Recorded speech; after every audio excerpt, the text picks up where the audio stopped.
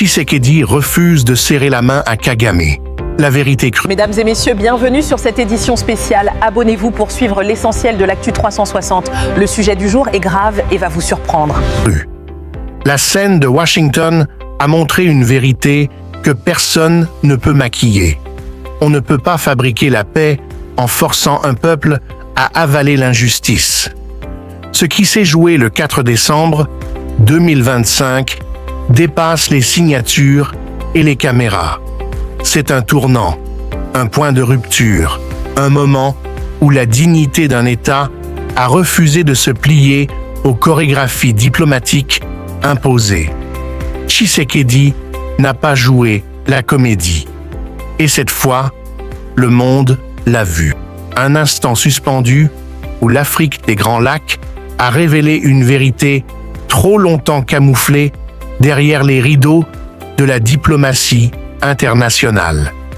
Car au fond, ce qui s'est passé à Washington le 4 décembre 2025 n'est pas juste une signature de plus, un document de plus, une promesse de plus. C'est un miroir tendu à l'histoire, un rappel brutal que l'on ne construit pas la paix sur des fondations mensongères, ni sur la douleur non résolue de millions de Congolais. Et en revoyant les images de Félix Tshisekedi refusant de tendre la main à Paul Kagame, l'on comprend que ce geste, silencieux mais lourd de sens, est peut-être le premier acte de souveraineté véritable depuis plus de 2 décennies d'humiliation, d'accords biaisés et de manipulation régionale. Car pour comprendre la portée de ce refus, il faut remonter en arrière, revenir à un autre lieu, un autre moment. Pretoria, 30 juillet 2002.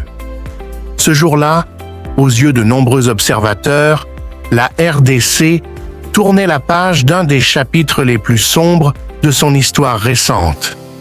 Le Rwanda de Paul Kagame, acteur déterminant des guerres dites de libération, mais aussi de la plus vaste déstabilisation que l'Afrique centrale ait connue depuis les années 1960, se présentait comme partenaire d'un accord de paix censé mettre fin à une décennie d'ingérence, d'occupation militaire et de prédation économique. Et pourtant, cet accord, loin d'être équilibré, accordait à Kigali des privilèges qu'aucun autre État africain n'aurait jamais pu obtenir sur le territoire d'un voisin. 9 points frontaliers sous surveillance rwandaise. Le droit pour les militaires rwandais d'opérer sur le sol congolais en cas de besoin. Une coopération sécuritaire qui, en réalité, offrait à Kigali une légitimité parfaite pour poursuivre ses objectifs stratégiques sous couvert de lutte contre les groupes armés. À l'époque, beaucoup y ont vu un compromis nécessaire, une étape vers le retour à la normalité. Mais ce que l'histoire nous enseigne, c'est que l'agresseur ne se satisfait jamais de concessions. Il les interprète comme une validation de sa force et une invitation à aller plus loin. 23 ans ont passé depuis Pretoria et pourtant, rien n'a changé du côté rwandais. Les mêmes méthodes, les mêmes prétextes, les mêmes stratégies d'infiltration, de contournement, de manipulation des groupes armés locaux. Le M23, ressuscité à plusieurs reprises comme un outil politique et militaire, n'est que l'un des avatars les plus visibles de cette entreprise de fragmentation organisée. Les violences, les occupations successives de villes stratégiques du Nord Kivu, les pillages de minerais et les déplacements massifs de population sont autant de chapitres qui témoignent du même fil rouge.